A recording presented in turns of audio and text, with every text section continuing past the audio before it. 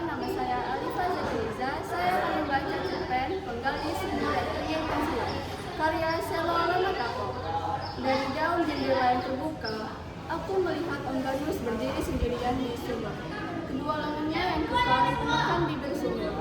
Kepalanya ditundukkan seperti sedang melihat sesuatu dalam seukuran mengikat matanya.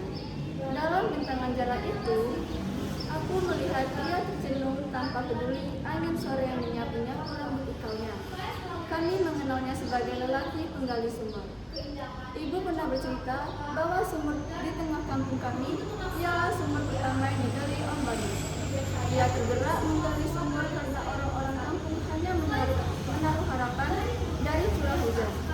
Om Banus berhasil menggali sumur itu dengan kedalaman mencapai 16 meter. Warga membantu Om Banus membuatkan dinding sumur dengan batu bata. Kenapa Om Banus ingin jadi penggali sumur? Giliran Olaf, lelaki yang suka mencari tahu itu bertanya. Om Banus mengisap rokoknya sekali lagi dan kami diam menanti jawabannya. Aku dan Olaf duduk bersama Om Banus di atas balai-balai. Aku di sebelah kanannya, Olaf berhadapan langsung dengan Om Banus. Dan kedaman berdiri di dekat lubang sumur dengan tubuh sepenuhnya kepada kami. Setelah mengepulkan asap ke udara, ia berkata pelan, Om ingin orang-orang di kampung ini bisa hidup karena air adalah sumber hidup kita. Anak-anakku, ia membuang batang rokok yang telah menjadi puntung di tangannya. Wajahnya menengadah ke atas membayang sesuatu. Di sumur, lanjut Om Banus, kita akan menimba kehidupan anak-anakku.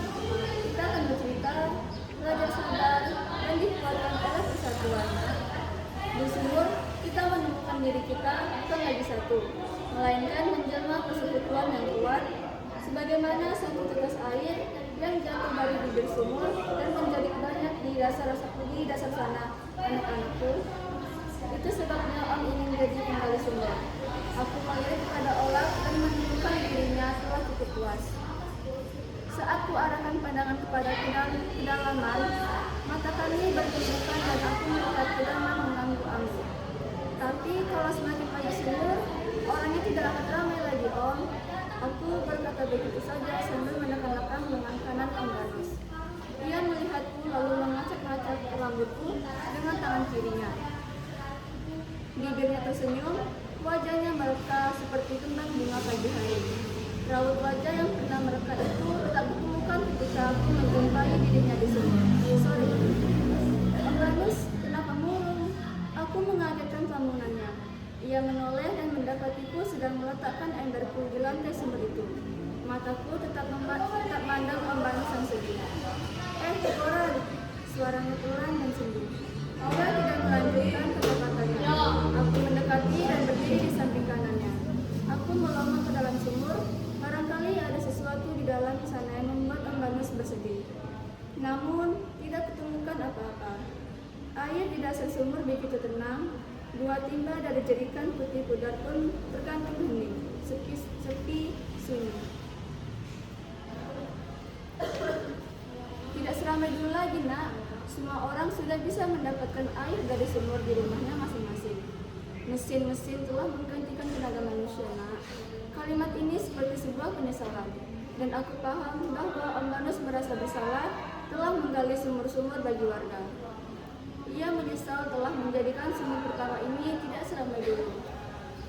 Tidak ada lagi nyanyian rayuan orang muda dari gambus Om Leo, kelucuan Om Lambert, kemarahan Om Tony yang mengundang tawa, dan kegirangan anak-anak yang berlari di lorong-lorong saat menunggu orang tuanya menimba air. Rupanya Om Banus juga menghafal tingkah laku warga kampung kami. Aku menutup mata dan membayang semua kenangan-kenangan itu. Semuanya melekat erat di kepalaku. Saat buka mata, aku menemukan dasar sumur di hadapanku semakin gelap. Sementara itu, Om Banus tengah mengumpulkan kenangan. Kalau boleh meminta, aku ingin kebersamaan kita kembali sebagaimana dulu lagi, Nak. Ia terdiam. Begitupun aku. Mata kami tetap tertuju kepada dasar sumur yang sama. Aku yakin ada kerinduan yang sama di benaknya dan benakku di detik ini. Angin sore musim kemarau berembus-embus. Sumur ini semakin hening di hadap sebuah kerinduan akan kebersamaan yang semakin tergerus dalam pusaran waktu. Dari dasar sumur, kenangan-kenangan itu menjelma bayangan-bayangan tiap orang yang pernah ada di sumber ini. Semuanya serasa berlarian di mukaku. Tapi tiada kenyataan sesungguhnya. Ini orang-orang telah menggunakan caranya mendapatkan air. Sebelum matahari benar-benar terbenam, bunyi mesin pompa air di beberapa rumah bersaut-sautan. Samar-samar, telingaku menangkap ucapan Om Banis. Aku ingin pensiun. Terima kasih.